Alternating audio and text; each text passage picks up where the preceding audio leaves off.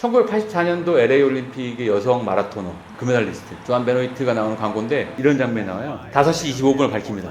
라디오가 막 나와요. 아, 쩌니 지금 몇 시죠? 막 해서 막 나오는데 그 친구가 아침에 일어나갖고 이제 잠깐 스트레칭하고 운동화 신고 나가려고 딱 하는데 라디오 나와요. 오늘 날씨가 뭐 좀 흐리지 않나 뭐 이런 식의 얘기 나오고 문을 딱 여는데 바깥에 폭풍우가 엄청 나는 거예요. 근데 이 조안 베노이트가 잠깐 고민합니다. 그 다음에 우위를 딱 가지고 나가는 거예요.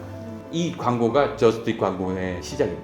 당신 지금 시대에는 침대에 누웠을 때가 아니야. 당장 일어나서 몸을 움직여. 뛰어. 몸을 만들고 이 어려운 상황을 돌파해. 이게 1988년도 광고고 이게 엄청난 빅히트를 하면서 사람들이 그 시대 정신을 나이키로 소유하는 거죠.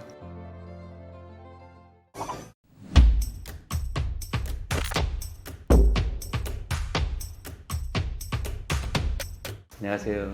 직장인 윤덕환입니다. 불황이 오게 되잖아요. 제가 주변에 강의를 다니다가 보니까 B2B를 하다가 대중소비자를 위해서 뭘 팔아야 되는 B2B는 기본적으로 하청업체 역할을 하는 거니까 발주를 줄여버리면 매출을 무조건 줄게 되는 거예요. 불황 때. 그런 경우가 있거든요. 그래서 결국은 자체 마케팅이나 이런 브랜딩을 해갖고 대중시장을 공략하는 쪽에 고민을 하지 않을까. 그러면 이거 나이키를 알려주는 게 좋겠다 해서 준비해왔습니다.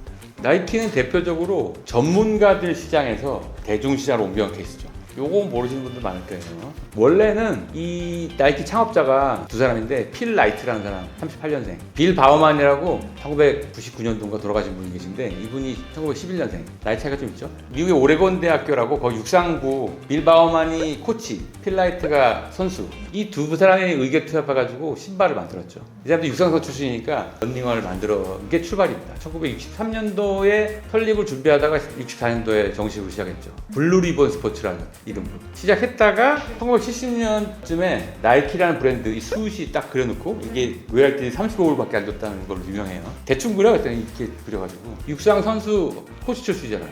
육상 선수들이 뭐가 필요한지를 알 거 아니에요. 그래서 신발을 만드는데 당시 스파이크가 밑에 정을 박아갖고 이렇게 하는 거잖아요. 무거워요. 근데 이 빌 바우만이 아이디어를 내가지고 뭘 만들었냐면 와플로 찍어내는 고무 깔창을 만드는데 밑에 스파이크처럼 박혀있는 고무 스파이크를 만든 거예요. 요거에 그 유명한 나이키 코르테즈라는 브랜드입니다. 지금도 출시되고 그 고전적인 디자인 때문에 선호하는 층들이 엄청 많습니다. 그게 1970년도에 나와요. 이 나이키 코르테즈가 엄청 잘 팔리죠. 가벼운데 스파이크 같이 잘 끄는단 말이죠. 그래서 이 나이키 코르테즈가 선수용 러닝화로 엄청나게 히트하고 난 다음에 이 사람들이 자신감을 가져요. 야, 우리 이제 좀 더 많이 팔아볼까? 선수들한테 파는 거 너무 좁잖아. 많이 팔아볼까 하다가 대중시장을 확 옮겨가려고 그러죠. 그래서 이 사람들이 무리합니다. 보통 이제 힘을 줘서 어깨에 힘 뽕 넣고 하면 좀 뭔가 더 세게, 더 고급스럽게, 더 좋게 잘 만들잖아요. 이제 나사 기술을 빌어가지고 뒤에 이게 에어를 박아넣은 그런 운동을 만들어요. 1978년도에. 그리고 론칭을 해요. 그 당시 도시근로자 평균 임금이 300불 내외였는데 50불짜리 운동을 해요. 한 300만 원 정도의 근로자 평균 임금 되면 한 50만 원짜리 나온 거예요. 장난 아니죠? 아니나 다를까 완전 매면 받습니다. 망할 뻔합니다. 1978년도에 그게. 근데 딱 똑같은 운동화가 1988년도에 똑같이 나와요. 그리고 이게 완전 시장을 판도놨거든요. 엄청나게 팔려요. 78년부터 88년 동안에 뭐가 있었냐, 그리고 나이키는 어떻게 했냐, 이 얘기를 드리려고 하는 거죠. 무슨 일이 있었냐? 1978년도가 어떤 해냐면 미국 사회에서 이제 불황이 시작되는 해입니다. 미국도 기본적으로 에너지를 많이 쓰는 나라잖아요. 그러니까 기름값에 영향을 많이 받는데 오페크라고 전 세계 산유국들 모임, 걔네들이 기름값을 올리기 시작, 장난을 하잖아요. 올리기 시작하니까 여기서 불황이 79년도 오고 그리고 정권이 교체되죠. 미국에 카터 대통령 시절에서 레이건이 등장한 다음에 재임이 실패하고 레이건이 두 번 집권한 다음에 한 8년 내외가 지나거든요. 이때가 언제냐면 전 세계의 신자유주의 열풍이 불 때입니다. 복지 정책이 전부 다 철회돼요. 모든 일상의 책임을 이제 국가나 외부에 의존하지 마라. 네가 이걸 돌파해야 된다. 이때 미국 사회도 엄청나게 중요한 그 사회적 흐름이 극렬 개인주의. 그래서 그 당시 80년대 중후반의 영화들 보면 센트럴파크에 워크맨 끼고 뛰는 장면들이 배경을 많이 나와요. 그때 떴던 스포츠가 조깅. 이때 조깅의 아이콘이 된 사람이 있어요. 짐 픽스라는 마라톤 전도사라고 불리는. 살이 엄청 쪘다가 마라톤으로 살도 뺐고 뭐 마라톤의 모든 것이라는 에세이 나와서 엄청 잘 팔리고 우리나라로 보면 아침마당 이런 프로그램이 나와가지고 러닝이 얼마나 좋은지 이런 거 막 알리고 이분이 미는 브랜드가 있었어요. 오니치카 타이거라고 우리는 아식스라고 알고 있는 그 브랜드를 상당히 관여가 돼 있어서 이제 사실 블루리본 스포츠도 처음에 오니치카 타이거의 수입원으로 시작했다가 나이키로 갈아탄 거거든요. 자체 브랜드로. 그런데 이 오니치카 타이거를 밀었는데 사람들은 나이키를 선택했어요. 그 과정에서 뭐가 있었냐면 이 광고를 내보내기 시작하는데 1984년도 LA 올림픽의 여성 마라토너 금메달리스트 조안 베노이트가 나오는 광고인데 이런 장면이 나와요. 5시 25분을 밝힙니다. 그 친구가 아침에 일어나갖고 이제 잠깐 스트레칭하고 운동화 신고 나가려고 딱 하는데 문을 딱 여는데 바깥에 폭풍우가 엄청나는 거예요. 이 조안 베노이트가 잠깐 고민합니다.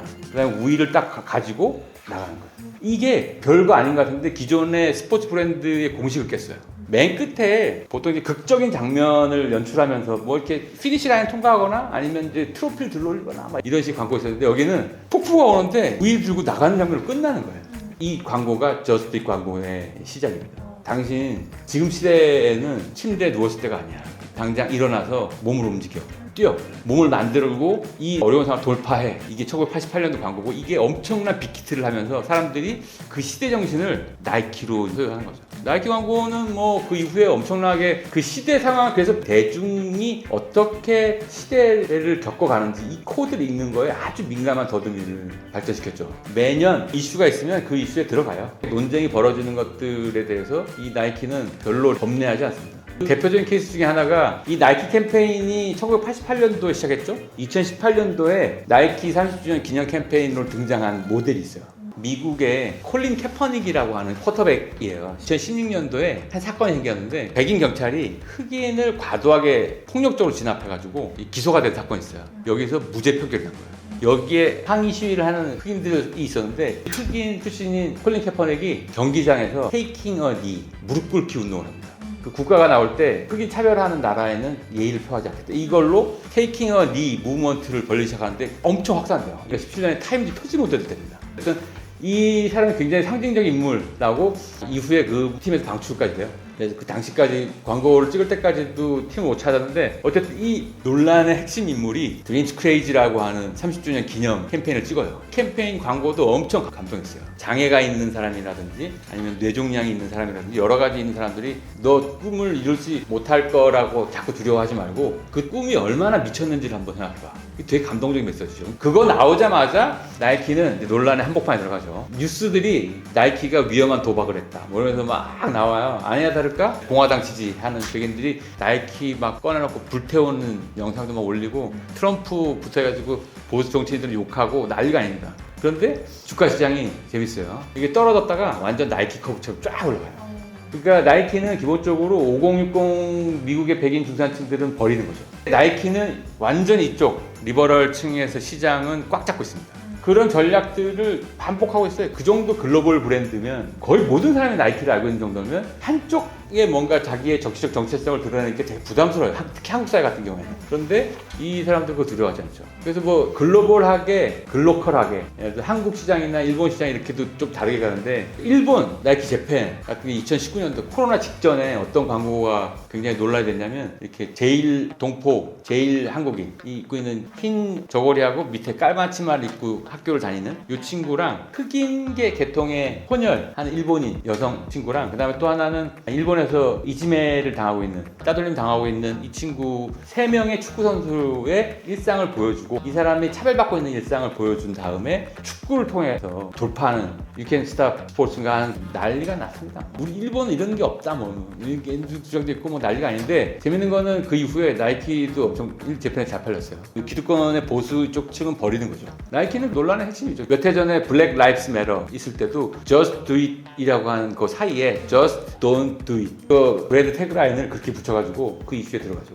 언제부터 그랬어요? 1988년부터 나이키 캠페인이 시작될 때 대중이 어떤 거에 욕망이 있고 어떤 거에 결핍이 있고 이 코드를 정확하게 잘 읽었어요. 그 대행사가 위든 앤 케네디라고 하는 데인데 나이키를 찍을 당시만 해도 얘네 그 광고 대행사는 작은 데였어요. 지금은 뭐 글로벌 엄청 큰 데죠. 근데 이 나이키는 그러니까 그렇게 뭐 갑질하는 뉴스가 나오고 아동 착취 혐의가 있다 막 이런 반노동 이게 나와도 나이키는 대중한테는 꼼짝도 없이 잘 팔립니다. 굉장히 중요한 브랜드죠.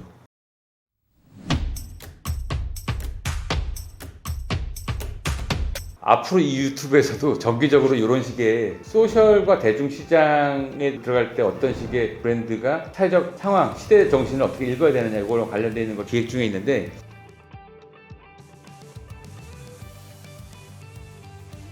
그런 맥락에서 보면 한국 시장은 기본적으로 반쪽을 포기하는 시장 전략은 아예 존재하지 않았습니다.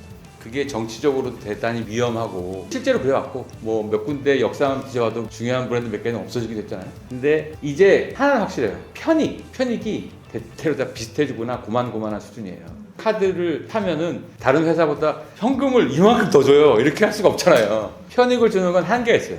사람들이 전에 말씀드렸지만 고립되거나 외로워지거나 하잖아요. 그러면 MBTI가 늘어나는 것처럼 자기 정체성에 대한 욕구들이 엄청나게 커지는데, 요 중간에 뭘 선택하냐면 어떤 브랜드를 자기 정체성으로 쓰는 거예요. 그러니까 이제 삼성보다 애플을 많이 쓰는 거예요, 젊은 친구들이. 거기에 뭔가 엣지가 있거든요, 라이프스타일에. 단순한 스마트함이나 럭셔리한 그런 뿐만 아니라 자기 라이프 스타일을 조금 더 정교하게 그려주는 정체성이 있다고 생각하는 거죠. 이 정체성의 문제를 브랜드가 결국은 맞닥뜨려서 풀어야 됩니다. ESG로 나가건 뭐 환경 문제로 나가, 그러니까 몇 군데 큰 대기업들이 이 방향에 대해서 이제 고민을 시작하는 거예요. 한국에. 이 고민은 해결해야 되는 숙제로 점점 크게 다가오고 있다.